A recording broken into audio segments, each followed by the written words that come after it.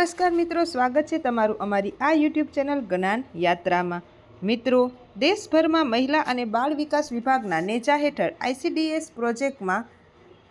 વિવિધ રાજ્ય સરકારો અંતર્ગત કામ કરતા 24 લાખ જેટલા આંગણવાડી કાર્યકર તેડાગર બહેનો કે જેઓ ઘણા લાંબા સમયથી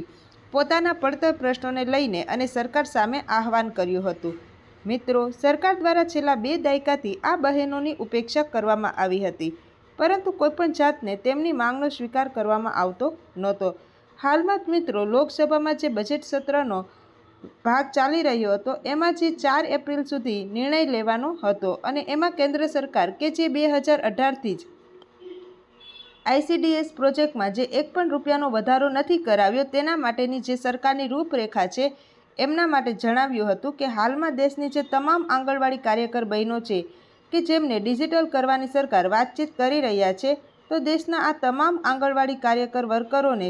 સરકાર કઈ રીતે ડિજિટલ કરશે એને લઈને ઘણા બધા પ્રશ્નો પૂછાયા હતા। તો મિત્રો, આજના વિડીયોમાં આપણે વિગતવાર જાણીશું કે મહિલા અને બાળ વિકાસ વિભાગ દ્વારા આ પ્રશ્નોના જવાબને લઈને શું ઉત્તર આપવામાં આવે છે। તો મિત્રો, ચાલો વિડીયોના અંત સુધી જરૂરથી બન્યા રહેજો। અને હા મિત્રો, તમે નવા હોય તો અમારી ચેનલને લાઇક, શેર અને સબસ્ક્રાઈબ જરૂરથી કરજો। લોકસભા અને રાજ્યસભામાં જે બજેટ સત્રનો બીજો ભાગ ચાલી રહ્યો છે, જે 4 માર્ચથી લઈને આગામી 4 એપ્રિલ સુધી ચાલવાનો હતો, એમાં મિત્રો એક સાંસદ સભ્ય દ્વારા મહિલા અને બાળ વિકાસ વિભાગના મંત્રીને પ્રશ્ન પૂછવામાં આવ્યો હતો કે સરકારનો જે આ ICDS પ્રોજેક્ટ જે છે, સરકાર દ્વારા ચલાવવામાં આવતો જે આ પ્રોજેક્ટ છે અને પ્રોજેક્ટમાં વર્ષ 2018થી સરકાર એક પણ જાતના રૂપિયાનો વધારો કરતો નથી, તો આ માનદ વેતનમાં જે 60% પ્રકાશ કિસ્સો કેન્દ્ર સરકારનો છે, તો એમાં સરકારની શું રૂપરેખા હોઈ શકે। અને વર્ષ 2018થી લઈને અત્યાર સુધી એટલે કે લગભગ 7 વર્ષ દરમિયાન કેન્દ્ર સરકારે તેમાં કોઈપણ જાતનો રૂપિયાનો વધારો નથી કર્યો। અને હા, આગામી સમયમાં પણ સરકાર આ કેન્દ્ર સરકારના જે પ્રોજેક્ટ છે કે જેમાં 60% કે જે મહેનત વેતન કેન્દ્ર સરકારનો જે ભાગ છે એમાં વધારાને લઈને કેન્દ્ર સરકારની શું રૂપરેખા છે। અને સાથે જ સાંસદ દ્વારા એ પણ પૂછાયું હતું કે મહિલા અને બાળ વિકાસ વિભાગ દ્વારા જે પણ ડિજિટલ ઇન્ડિયાની પહેલ છે કે જે પ્રધાનમંત્રી શ્રી આંગણવાડી કાર્યકરોને ડિજિટલ બનાવવા માટે પહેલ કરવામાં આવે છે, તો દેશની આ તમામ આંગણવાડી વર્કરો ડિજિટલ કામ કરી રહી છે।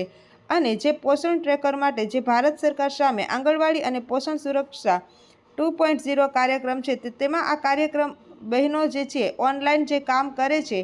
એને લઈને મહિલા અને બાળ વિકાસ વિભાગના મંત્રી શ્રીમતી અન્નપૂર્ણા દેવી અને શ્રીમતી સાવિત્રી ઠાકોર દ્વારા ક્રમશઃ જવાબ આપવામાં આવ્યો હતો, જેમાં સાવિત્રી ઠાકોરે કહ્યું હતું કે વર્ષ 2018થી સરકાર દ્વારા એક પણ જાતનો રૂપિયો અથવા તો એક પણ રૂપિયાનો વધારો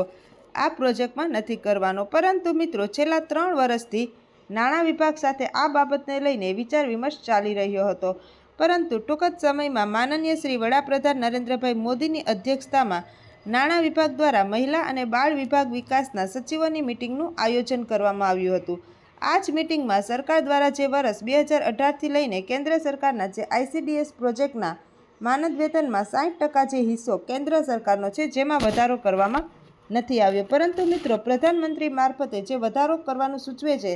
તે સૂચન કરવામાં આવશે એવી ઘણી બધી આશાઓ સેવાઈ રહી છે। અને ત્યારબાદ મિત્રો આ વર્ષે દિવાળી સુધીમાં એટલે કે ઓક્ટોબર 2025 સુધીમાં આ આંગણવાડી કાર્યકર બહેનો અને તેડાગર બહેનોમાં જે માનદ વેતન છે એમાં 60% જેટલો હિસ્સો કેન્દ્ર સરકારનો છે,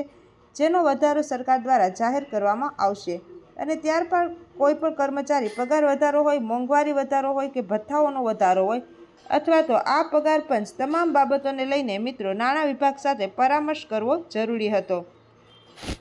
જે નાણાં વિભાગ દ્વારા છેલ્લા 3 વર્ષથી લઈને હજુ સુધી કોઈ પણ પ્રકારનો ચુકાદો આપ્યો નથી, જેમાં મહિલા અને બાળ વિભાગ વિકાસને લઈને પણ મિત્રો આંગણવાડી કર્મચારી યુનિયન તરફથી વારંવાર આ પગાર વધારાને લઈને સૂચનો મળી રહ્યા હતા,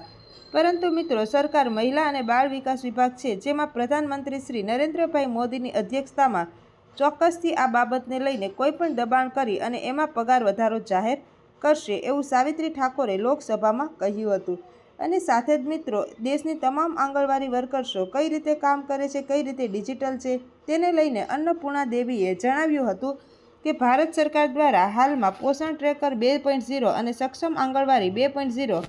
કાર્યક્રમ અંતર્ગત આંગણવાડી કાર્યક્રમ દ્વારા ઓનલાઈન કાર્યક્ષમતા માટે ક્ષમતા ફોન ટેકનોલોજીનો ઉપયોગ કરવામાં આવે છે, જેમાં આંગણવાડી કાર્યકર્તા દ્વારા મોબાઈલ પર જે છે તે પોષણ ટ્રેકરનો ઉપયોગ કરવામાં આવે છે, જેમાં દૈનિક જે આંગણવાડીમાં હાજર રહેતા બાળકો છે કે જે પોષણ મેળવેલ બાળકો છે અને સાથે જ મિત્રો કુપોષિત જે બાળકો છે તેના ડેટા પણ ઓનલાઈન જ રાખવામાં આવે છે. અને હાલમાં દેશભરમાં કુલ 12 લાખ કરતાં પણ વધારે જે આંગણવાડી કાર્યકરો છે અને જે મિત્રો કામ કરી રહ્યા છે એમનું માનવું છે કે કુપોષિત બાળકોની ઓળખ અને સમય પર કાર્ય કરવામાં વજનના માપદંડોની નિયમિત દેખરેખ જરૂરી છે. આથી આંગણવાડી સેન્ટરોને ઇન્ફોર્મેશ રેડિયોમીટર, બાળકોના વજન નકશાવાળું સ્કેલ, માતા તથા બાળકોનું વજન નકશાવાળું સ્કેલ, ગ્રોથ મોનિટરિંગ જેવા સાધનોનો ઉપયોગ પણ થાય છે. તેવી જ રીતે કેન્દ્રીય બાળ વિકાસ વિભાગ દ્વારા આંગણવાડી ડિજિટલ વર્કર્સ અને કેન્દ્રો બનાવવા માટે દેશની આંગણવાડી કેન્દ્રોમાં ગ્રોથ મોનિટરિંગ સાધનોની કુલ 13 લાખ જેટલા ઉપલબ્ધ કરવામાં આવ્યા છે. અને સાથે જ આંગણવાડી કાર્યકર્તાઓ અને આંગણવાડી જે સહાયકો છે એને પોષણ અને આરોગ્ય રેશન જેવા કાર્યને લઈને પણ આધુનિક બનાવે છે કે જેમાં સાધારણ અને સહાયક તાલીમ આપવામાં આવે છે. તથા મિત્રો બાળ વિકાસ વિભાગ અને સાથે આ કાર્ય કરનાર કર્મચારીઓ આધુનિક થયા છે. તો મિત્રો આધુનિક મોબાઈલ એટલે કે સ્માર્ટફોન આપવાથી તમામ જે આંગણવાડી કાર્યકરો આધુનિક થયા છે, જે બાળ મહિલા અને બાળ વિકાસ વિભાગના મંત્રી દ્વારા કહેવામાં આવ્યું છે. પરંતુ મિત્રો જે 12 લાખ કરતાં પણ વધારે કાર્યકર બહેનો દેશભરમાં સ્માર્ટફોન યુઝ કરી રહ્યા છે, તો એ સ્માર્ટફોન કયા પ્રકારના છે અને કેવી ગુણવત્તાના છે એ સૌ જાણે છે. પરંતુ મિત્રો ક્યાંક ને ક્યાંક સરકાર દિવાળી પહેલાં આ કર્મચારીઓના વધારાના પગાર સહિતના જે વિવિધ પ્રશ્નો છે અને જે સારી ક્વોલિટીના ગણવેશ અને સાથે જ સરકારી કર્મચારીના અન્ય લાભ છે એ તમામ પ્રશ્નોનું નિવારણ કરે એવી શક્યતા છે. તો મિત્રો આવા જ નવા વિડીયો સાથે આપણે ફરીથી મળશું. ત્યાં સુધી જય હિન્દ, જય ભારત.